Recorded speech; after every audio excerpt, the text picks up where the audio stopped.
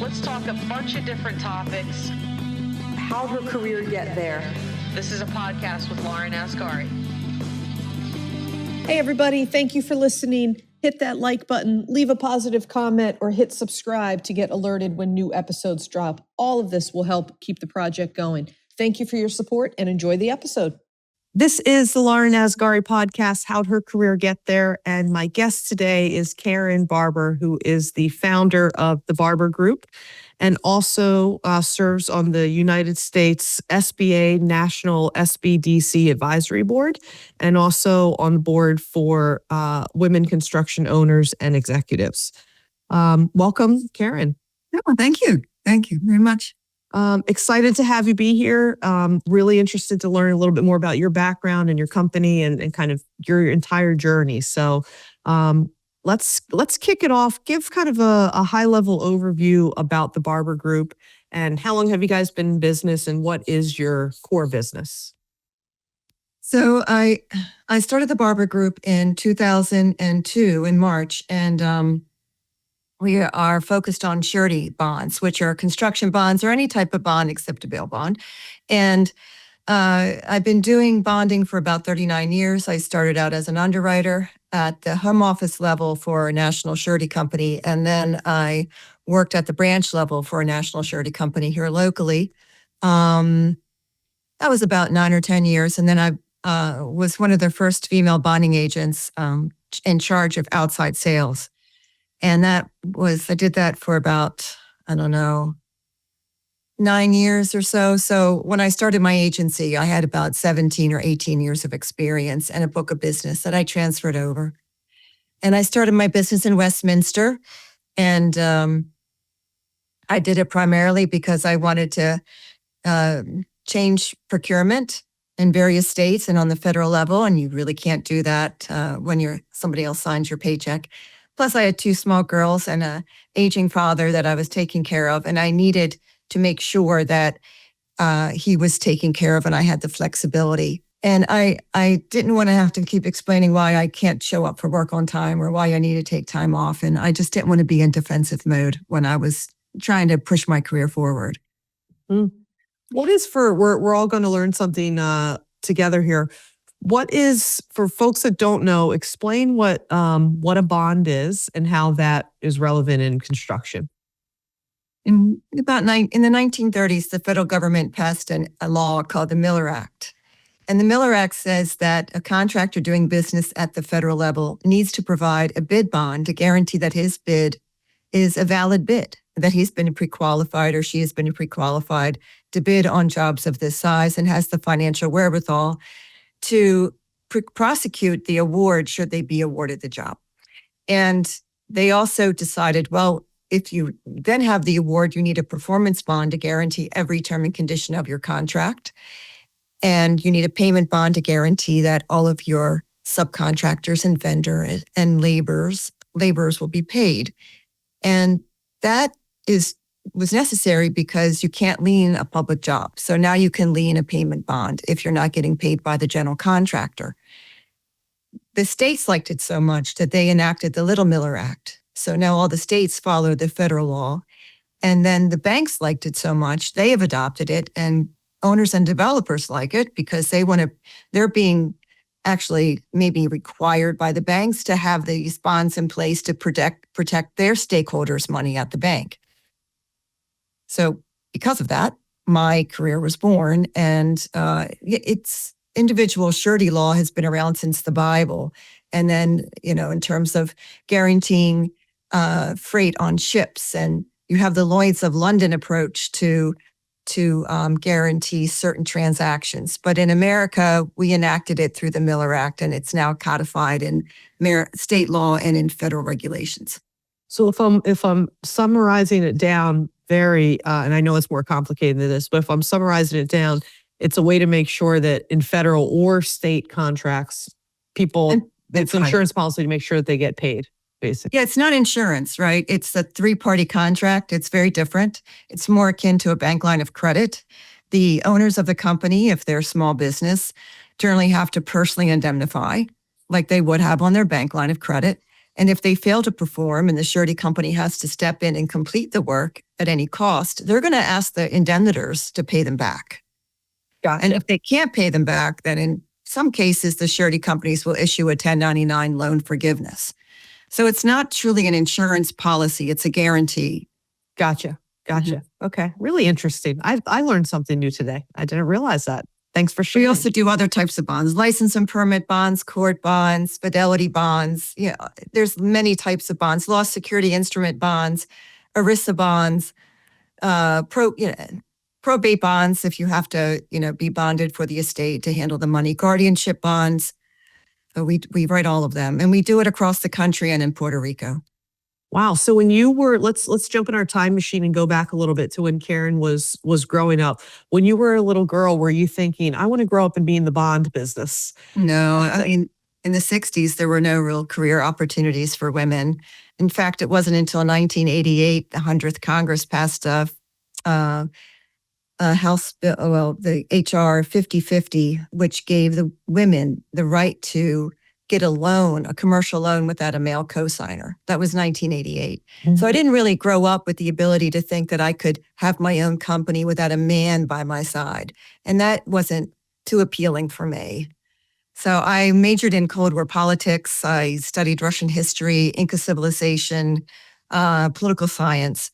And one thing that struck my mind was from my professor, Dr. Kitchen, who said, Karen, you can't change the public, but you can change public policy.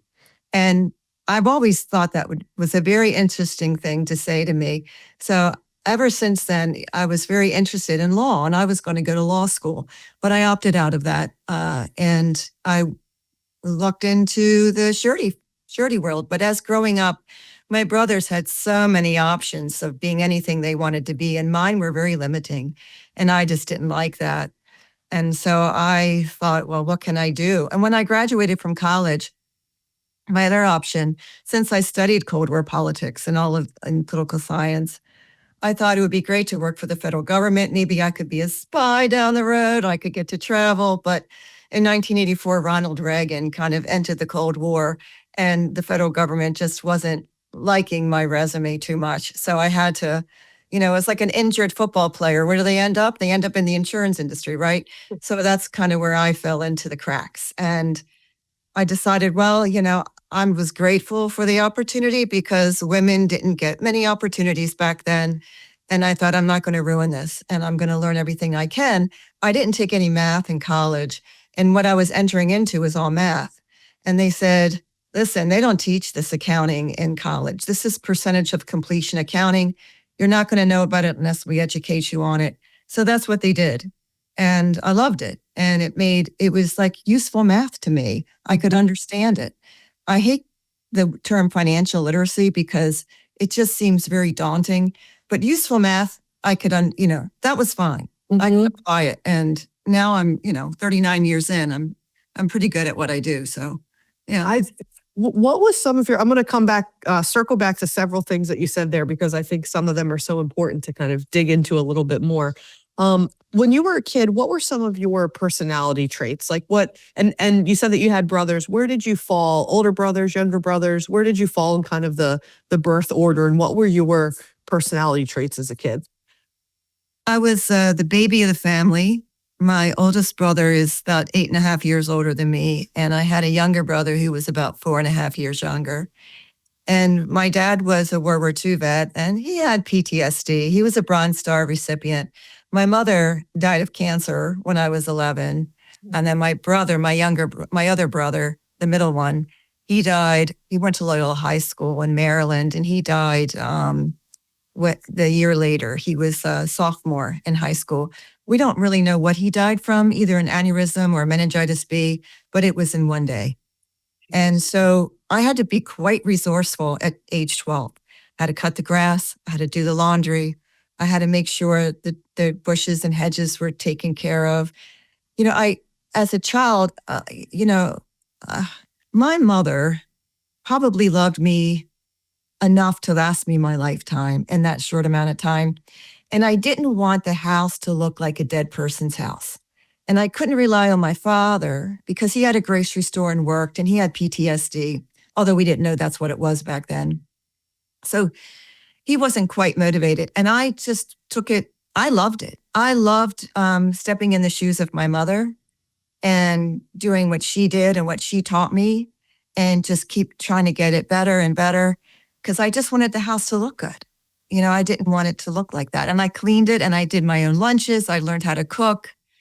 And, we didn't have social media back then. There wasn't much else to do. We had 3 TV stations and the TV had vacuum tubes in it. And it took forever for the darn thing to warm up. So it was annoying. TV was annoying. And you only can watch so many shows of Match and Captain Kangaroo before you decide, this is enough. So I really, that's what I did. I played the piano a lot. Maybe I practiced 4 hours a day. So things like that. That's what I did. Do you still play? No, not so much anymore. I think when you go through trauma as a child, I developed this condition called hyperhidrosis, where your hands tend to profusely sweat. And I couldn't stay on the keys and I got frustrated and I stopped playing. I would play occasionally, but now I found out that, I have ADD when I was in my 50s. And I take this medicine that has nothing to do with ADD. And I'll just say it out there because I know a lot of people suffer from this. It's called clonidine extended release. And I couldn't believe when I took it, my hyperhidrosis went away. Interesting. So now I don't have that problem. Yeah. Because before it was very hard for me to go to networking events and shake somebody's hand. And it's not because you're nervous. It just happens randomly. Yeah. And if I don't take the medication, it comes right back. But for those who suffer from it, take it because it has no side effects and it's lovely. It's great. You can be normal. It is a disability, Yeah. Yeah, sure. What is something that you remember from your parents, and it can be them as individuals or together or anybody else in your childhood, I'll say, that gave you traits, and what were those traits that you still carry through today? My mother, I think she must have known about her condition. She used to walk me to the library and we would pick out books about women in history. So she was doing gender history before it was even gender history. And she was Polish, so she loved to read books on Madame Curie. And she would take these books of great scientists and women doctors and, Amelia Earhart, all these famous women. And she would read to me on the living room floor with the light from the bay window coming in. And I would learn about these great women. And I think, thank God she did that, because I don't think I would have had the gumption that I did to push forward and be as aggressive or assertive, whatever you want to call it, growing up. I think about that type of thing. I have 2 daughters, and I think, and my parents did a similar thing for me. Whether it was intentional parenting or they just did it because they were interested in the stories, I don't know. But I think about that a lot, having 2 girls and just like, and I'm sure it's the same for, if I had sons in different ways, but just showing people opportunity and kids, opportunity or what's possible, or and showing them people like them that have done these special things. And I think, to your point, I think it's subtly planted in your mind, like, hey, I'm capable of doing things too, and I can figure things out. Well, my dad owned a grocery store, a small one. And then across the street, my aunt she and her husband owned the dry cleaners. And so I would go back and forth between the two and help them out. So I got to learn customer service and I got to learn the time value of money. And one time I used to go to my dad's store after school to help him out. I didn't want to be home. And he said, listen, there's all these string bean cans that need to be stamped. So I got the stamp out and he said, there's 69 cents, but I stamped them 96 cents. And there were so many of them and I was so tired. And he goes, get the fingernail polish remover out and wipe each can and start over. And I said, Dad, let's just sell them for 96 cents. And if somebody says anything, you can say you made a mistake. Nobody even questioned it. Oh, there you go. So you improve his business margins. And I'm like, Dad, where's my take? He goes, you have a house, you have a roof over your head, you're getting free food, you have your take already. You just secured it for a little bit longer. That's all. Like, okay, all right, I get it. What How, gosh, you touched on so many things that I think are so important. I'm debating where to go next. Let's stick on work ethic because it's clear that you have that and that was probably ingrained in you at a young age. How important is work ethic and how do you rank it amongst other skills for people to, and I'm going to air quote, be successful because I don't even mean monetary success, but achieving the thing that it is that you want to achieve. How do you rank work ethic and what other skills would you put in there to be important? Well, I think you have to have a personal drive within you in order to have a work ethic. If you can't see your own possibilities in life and you don't surround yourself with people who see your possibilities in life, then you're not going to have a work ethic, right? Because that drives your work ethic, right?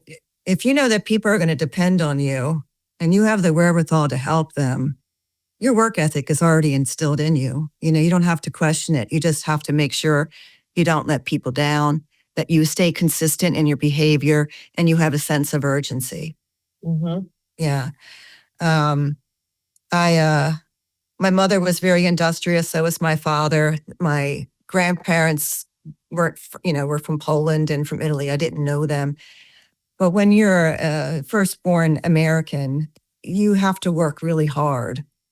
And sometimes I saw my father with his hat in his hand and I said, I'm not going to have another immigrant do that, So that's why I have a team of people that are from Nicaraguan descent.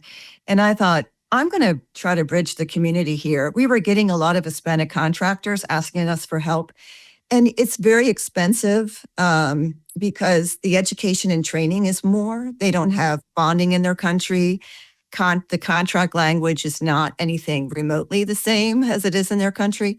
The procurement laws are different. So in order to help them navigate that, I wanted the non-Hispanic community to help. So we launched the company in 2016, and we have Chesapeake Employers Insurance, Whiting Turner, M&T Bank, Maryland Department of Transportation, and DeWalt Tools supporting the organization.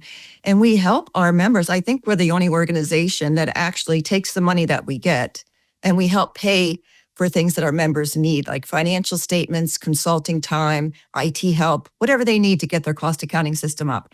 We don't have a lot of money, but we can offset some of the expenses. So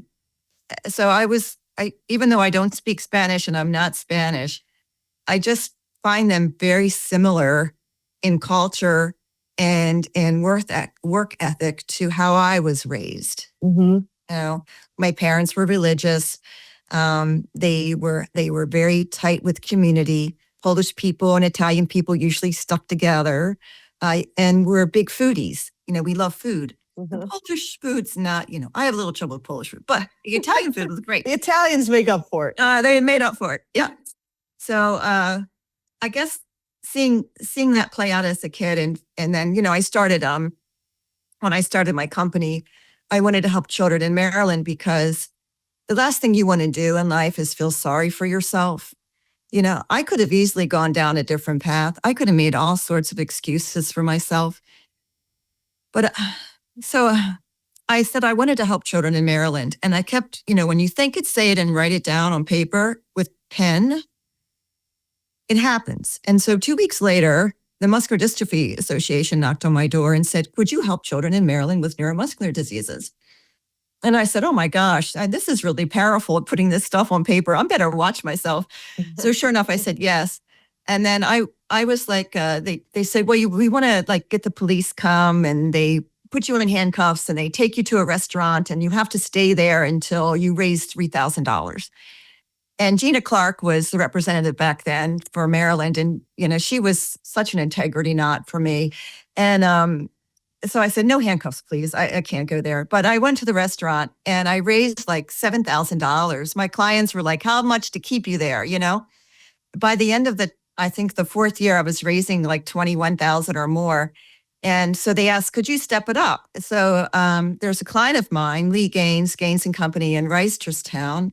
And I said, would you mind helping me with this idea? So we came up with Party for a Cure. And now, and then in 2016, we made it into a nonprofit. We raised about 1.5 million, and we give that money directly back to families. Denise Koch has been our MC for many years. Prior to that was Jennifer Gilbert. And so the reason why I left the MDA is because I wanted to take the money and give it right to the families. So we've paid for home renovations, additions, vans, equipment repair, service dogs, and then we, living expenses, research to University of Maryland Hospital. Dr. Neil Porter has been great. He is our keynote speaker every year. And then we give money to MDA's camp in Pennsylvania because the camp in Maryland is no longer. But the idea behind that is to give quality of life to children who had it much worse than me, right? So I don't feel sorry for myself anymore. These kids have more obstacles than any kid that I know, right? And get involved in their lives, and you really love them, and you want to see them have a good life. So I had a great life. I have no, I'm sorry, that my mom is gone and she didn't have the life she deserved. But not every soul gets a long life, and it's better to know them than not have known them, right? You have to look at the blessings in life. And so that's why I started that organization and the Alliance. I'm not having a gala this year because my daughter's getting married and she's pregnant and I've got too much on my plate, but we'll resume again. Where do people go if they want to learn more about that organization? The Alliance is AHCC. Alliance is for Hispanic Commercial Contractors. So the acronym is AHCC-midatlantic.org. And then Party for a Cure is PFAC-MD.org. Got it. Okay. We'll link those up in the show notes too.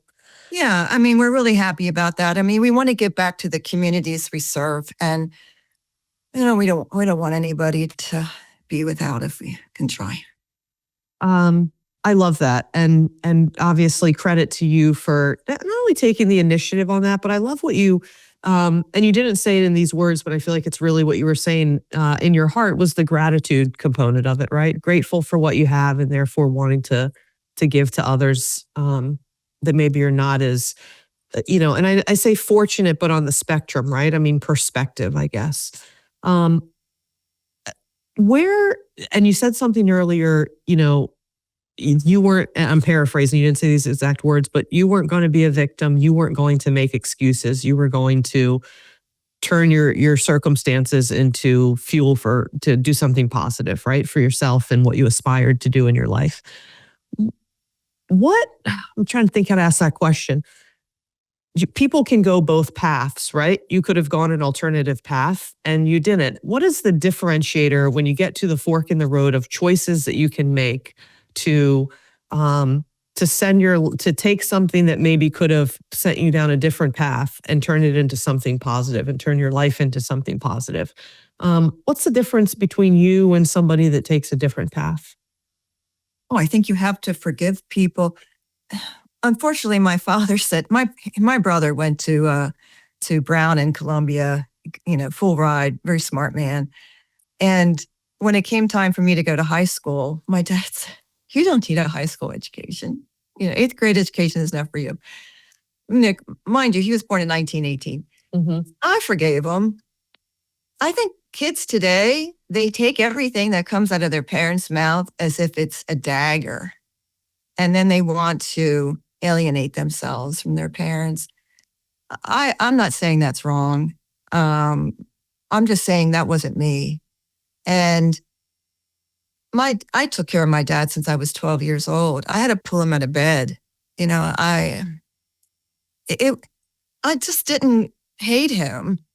I wanted to, but I couldn't because my family just loved me very much. And I just didn't want them to not be proud of me. And my name, Pecora, was a well-respected name. And I didn't want to tarnish it. It's like your brand, right?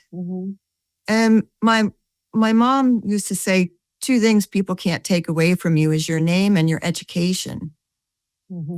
So I just had to value that. and be proud of my name and the level of education that I was going to get. I guess that's the choice that was in my head. Mm-hmm. You know, I think you can live life two ways, an easy way and the right way. And I don't know, the easy way is more fun, but it's not sustainable. Mm-hmm. And I read this report on LinkedIn about how the new word is like polymath, where kids, you know, are encouraged to go down different avenues and explore all the. Yeah, that's very time consuming. And I think it builds a lot of anxiety in kids. I think you need to focus. Find out, like, I didn't go to school or to college to major in a career. I went there to find out what I'm not good at. Mm-hmm. And when I found out what I was good at, I stuck with that so I could get good grades and I would be appealing to people. Mm-hmm. And to show them, hey, I finished my college degree and I got good grades, you know? And I did it. I set a goal for myself and I completed it. And when I interview people, I want to see that they finished a goal. Mm-hmm.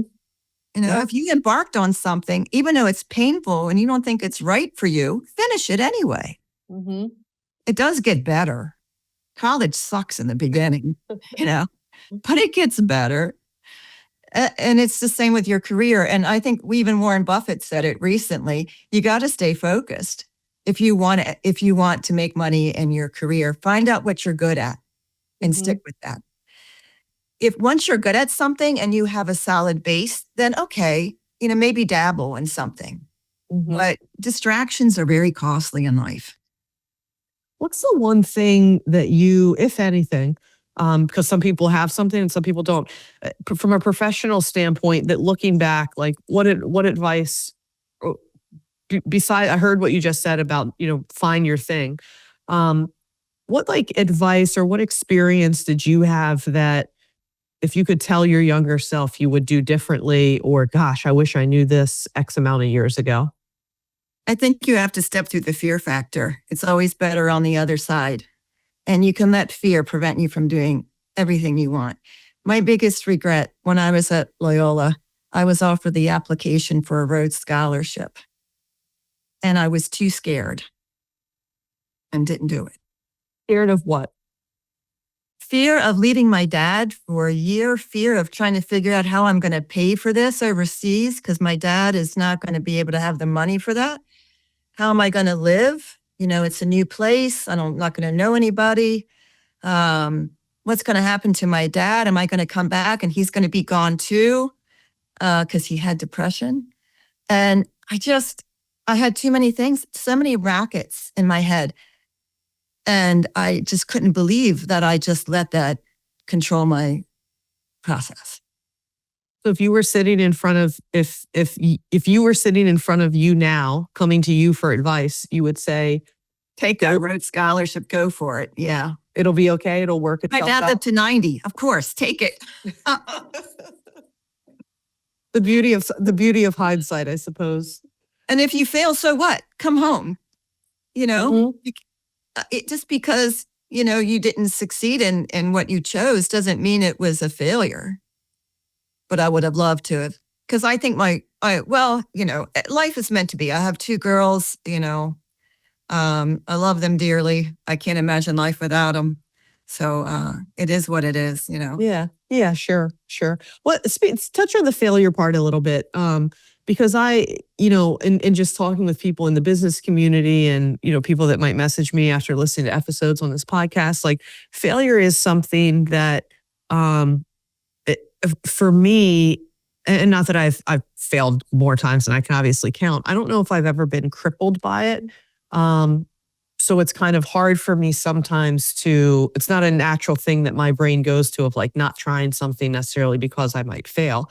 Where do you fall on that spectrum now? I'm going to guess that you're pretty not overly concerned about failure because you know on the other side you'll be okay. But what do you say to people that are really concerned about that? Whether it's I'm going to be embarrassed, just a belief that they can't do something. You have the wrong friends, is what I tell them. Mm-hmm. Karen, I'm like hugging you through the screen. I love it. I love it. They're really Elaborate on close that. friends. Yeah, They're elaborate on useless. that. Well, I mean, like I said, you have to have friends that believe in your possibilities and believe in your talents and that they'll be frank with you. I have a friend, Mary, that I've had since college. She'll tell me off. She'll say, "Will you just stop and just do it?" Sometimes you need a nudge. I also took Landmark Forum. It's a 3-day process. It's Friday, Saturday, Sunday. It's cheap, $700, something like that. And it was a game changer for me because it taught me not to have rackets in my head. Stop putting rackets in your head about people. It just wastes time and you're wrong. It's funny the stories we tell ourselves that sometimes can just limit things, and it's based on, just to your point, this perception that isn't even accurate, and yet it can change the course of our life because we choose not to do something based on a perception that isn't even real. Yeah. I mean, I've had clients, the same clients for over 30, some of them over 30 years. And they have taught me a lot in business, and I listen to everything they have to say. And, most of them are men. And for me to have a male mentor was pretty much not going to happen back then. So I looked at them as my male mentors. They didn't realize it, but I learned from them. I mean, I have to analyze financial statements. I know everything about them. I'm kind of like a spy, and I can't talk about them. So I have to keep everything quiet. And, and some even, will admit personal things to me. And I'm like, oh, I don't think that's a good idea, And we go down some rabbit holes, but it's really good exercise. And I was really grateful. I'm really grateful for all my clients that have helped me see what staying focused can do. I mean, I've looked at financial statements for 30 years and I've seen what happens when you stay focused and how they manage their money and how they invest their money. And I've learned from them. And then I take that wisdom and then I use it for new clients that come on, young clients who don't understand why they can't make money right away. And I'm like, you got to stick it out. This is what you're going to do. And I'll bring my network in to help you. I have consultants that can help really build a great roadmap for your business. And it'll cost you very little. And, a lot of people think bonding is insurance. Once they find out all the information that's required, they're like, oh my goodness, I don't have that. I'm like, it's okay. We'll start you out small and we'll grow you and we'll get there. And then you'll have the money to pay for all of these things. And then in 18 months, they're there. I mean, there's one contractor that couldn't get more than $10 million in bonding support. So I told her what she needed to do and immediately got her $25 million in bonding support. And then in like 2 years, she was up to $60 million. Sometimes it's just a matter of opening the door, stop hiring your own employees. I'm terrible at it. I don't do that anymore. I'm not a good hiring of people. No? What? I think everybody's good. Yeah. You see the best in them? I cannot. I read so many books on narcissism and I still get manipulated by narcissists. Oh, yeah? Interesting. So when you hire people, you think that you naturally see the good in them, or you? Yeah, I think, I believe what they tell me. Yeah. What's the best part about your job? Right now I have family it took 20 to 21 years, but now I have family working for me. And I love them. They love me. They support me. I mean, not that I say I wouldn't hire some employees. I have a friend who is my chief growth officer, but she is a contracted employee. And but she knows my family. She knows all these people well. She fits in like a glove. She's very good at her job. But not that I wouldn't want to take on other employees, but I'm content with it right now. If I could add another $1 million in sales, I'd be fine. I would be okay.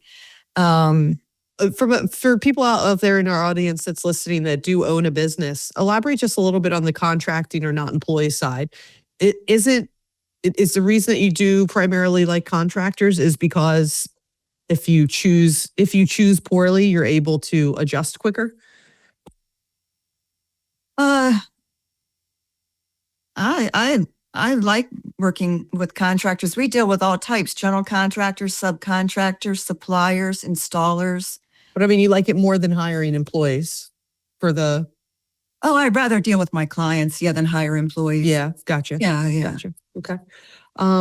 What is the underbelly of your job, or the part that maybe is less glamorous? Oh, the administration part of it. When my daughter asked me for receipts, I hate that. No, I just want that receipt. No, I got to go find that receipt. I got to call the people up. I don't know. I travel so much. It's probably crumpled up in some pocket. And she's like, well, I'm sorry, Mom. I need that. I need that receipt. And then she stays on top of the licensing, but I have to monitor that as well. And, I have responsibilities administratively to take care of. And I just don't like that. I don't like really being in the office because I don't make as much money being in the office. Believe it or not, I do like cold calling. I don't mind going to somebody's office and just handing them my card and introducing myself to them, because anybody can send a letter or make a phone call. Mm-hmm. And I think with bonding, it's more relationship driven. So maybe if they see me, they'll see that there's a level of trust there. They'll feel my energy. Mm-hmm. And then sometimes I'll walk into a contractor's office and I'm like, I don't like the energy here. No thanks. And I walk out and I take them off my list, Yeah. And maybe I'm wrong, but so far that's, been pretty accurate. What's the skills that you noticed, just your observations in today's, we'll call it modern workforce or today's workforce?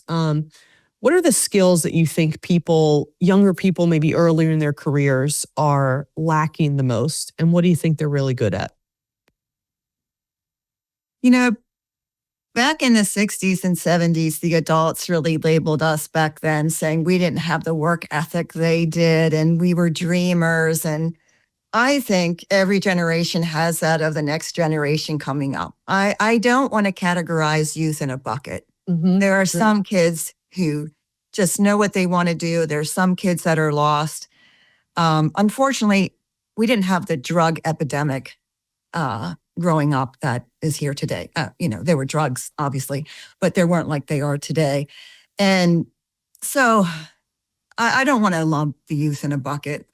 All right, let's take age. Let's take the age out of it. To your point, just in the workforce in general, what are some skill sets that you think people lack, and then ones that let's just go there. What do you think people should lack, or maybe, hey, just be mindful of this if you're looking for a job or trying to impress an employer? What skill set should they hone in on? One or two things or traits?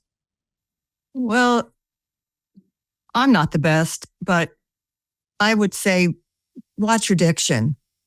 Stop saying like and so, and just try to have your thoughts going in. Rehearse a little bit. Dress nice. Mm-hmm. Watch your body movements, because I look at that.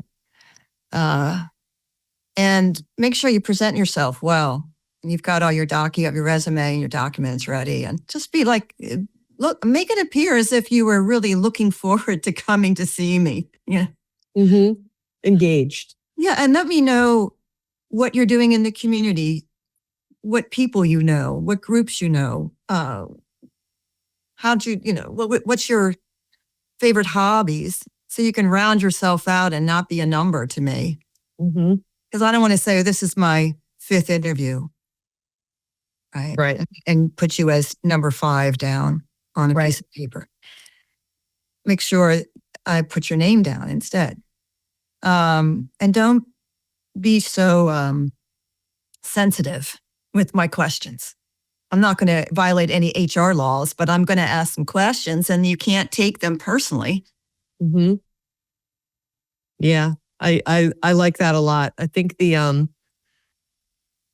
there's some, and I'm not sure where it tipped. My theory is, everybody gets a trophy or something, became part of our society, but there is some like feedback time sometimes, whether it's in an interview or even like once people are working, but it's like constructive criticism and being sure to highlight positive things also, by the way, but constructive criticism or criticism, I think is just extremely helpful. And some people just view it as, they take it very personally instead of seeing it as an opportunity. And I think that can be limiting. Yeah, of course. It's everybody's different and should be judged on their own merits. Mm-hmm. I'm not judgmental about stuff. To be honest with me, if you want to, I didn't come from a generation of tattoos and piercings. So you can't expect me to understand it that well. Mm-hmm. Just like I'm not going to expect you to understand me that well either, because I lack those things. Mm-hmm. But if they just don't let it draw negative attention to you, still dress nice. Mm-hmm. Right. Yeah. And if you want to come to me with piercings and that's your impression that you want to make, try to make up for it in another way by being prepared and showing me you're earnest and wanting this job and what you think you could do for me in this job, for example. You have to overcome, because it's my generations that is going to be looking to hire you. And even though you want us to change and have a different mindset, it's difficult for us. So you're just going to have to understand that. And we're going to try to understand you and see you as a person. But you have to come across as a person and not all the accessories that you bring with you.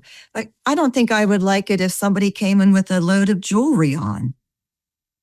Right.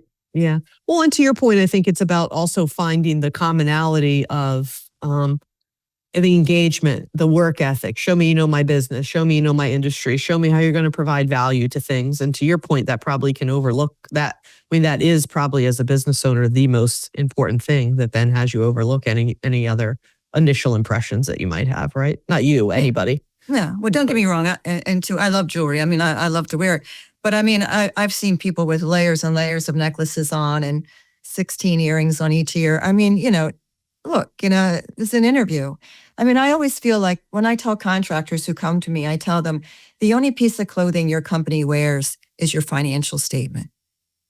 So if you're going to send me an in-house financial statement, you're just not going to get much. Mm-hmm. But if you send me a CPA prepared one that meets with my industry, guidelines, you're going to get a lot more.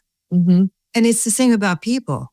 This is, you're only good as, your first impression or how you present yourself tells a lot about who you are, like it or not. Mm-hmm. And you're just going to have to understand that.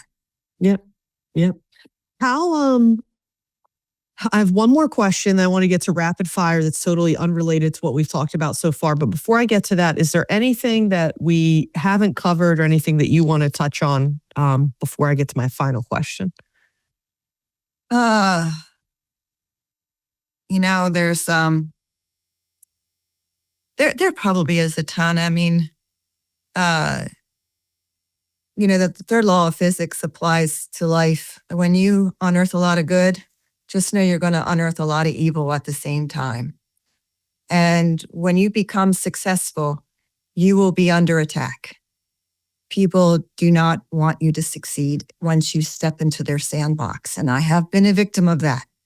And it costs money to defend you for frivolous lawsuits, because they realize that that they think that you don't have the financial wherewithal to fight them, then you'll have to declare bankruptcy or something. But, that's not the case. You just got to fight and tell them you're not going away, and they'll eventually leave you alone. Mm-hmm. But women especially, you better, when you start working, or even minorities, when you start working and you start getting into a sandbox that has never been towed in before by somebody of your gender or color, you better expect a lot of pushback, a lot of fight.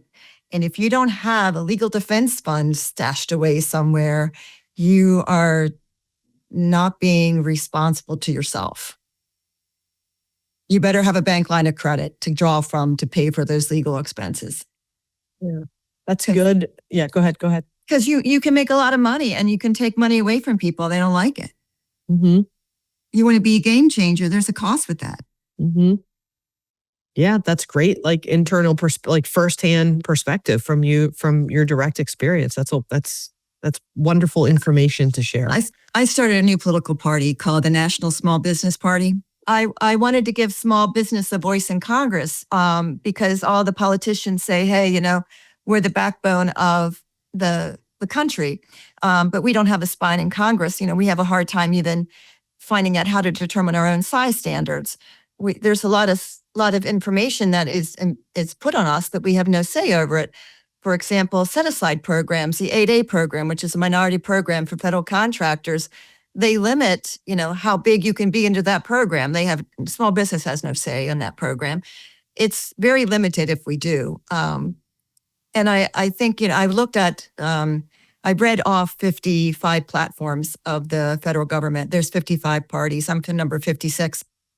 And I took the middle out of the Republican and Democratic Party because I really believe we live in the middle.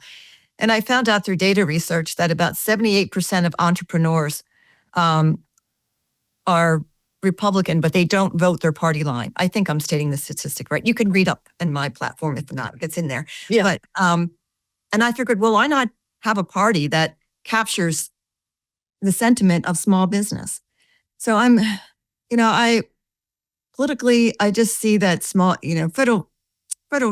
Franklin Roosevelt said, in America, you have corporatism, which he akin to fascism in America. And then the other side, you have small business. So there's socialism. He said socialism on one side, corporatism on the other. And he said that the narrow gap that exists between the two is the free market economy. And it's not socialism that narrows the gap. It's the dominance of big business with their lobbying power, putting in rules and regulations that really constrict that free market economy from being as successful as it needs to be. So my party is all about stopping that from happening, to give the free market economy more life and more voice in Congress. And we have supporters. It hasn't gone very far, but I was sure hoping that some young people out there would just love that idea and just take it from me and own it. And my platform is the only one that has hyperlinks to where I got the data. And when I did research the data on the Republican and Democratic platform, the data was misstated. And I thought, okay, well, I did a deep data dive and found out their sources. And, you don't have to do that with mine. You can actually, if the links still work, it hasn't been updated in a while, but they should work. What is what's the site or website, or how do they do that? NSBP for National Small Business Party, nsbpusa.org. Okay. Yeah. You can see what a nut I really am by reading the platform, I'm excited to go check it out. We'll link that up in the show notes too. So anybody in the audience that wants to check it out can go there too. Yeah. It's fun to have a really good network of people and to procure that over a lifetime. I was a contractor for 10 years too. I did that from 9 to 2 a.m. in the morning because I ran that, my ex-husband and I had that company. And, I would have to read contracts at night and how about at night. And it wasn't every night, but it was a lot. And, so I know steel erection and metal fabrication to some degree, but I am not unhappy that I'm not, involved in that anymore. It's just good to be, like I said, focused on what you do best. And it gave me a good experience. But other than that, I really reward these contractors who are at it every day. Mm-hmm. It's not fun. Yeah. I'm sure it is, but it can be grueling at times. What is your this is my final question. What is your definition of success? Boy. People ask me that a lot and I never have the same answer. I think it fluctuates as you get older. Your definition of success. Some people say you have a work-life balance. When you figure that out, you let me know. Yeah, ditto. I think that's too much stress on somebody to find a work-life balance. I don't even like the term. I just say life or integration or balances anyway. And enjoy what you do. Success is enjoying what you do and not seeing it as work. I really see it as, I really love what I do. I'm good at it. I love it. I find it rewarding. I can sleep at night. I live okay. I'm not super wealthy, but I live okay. I'm able to help my children out. I was able to put them through college, help them with certain things and expenses like vehicles. And so I feel, that I've been able to contribute to the well-being of my children. And for me too, I'm in good health. So I think you just have to enjoy what you do. I love that.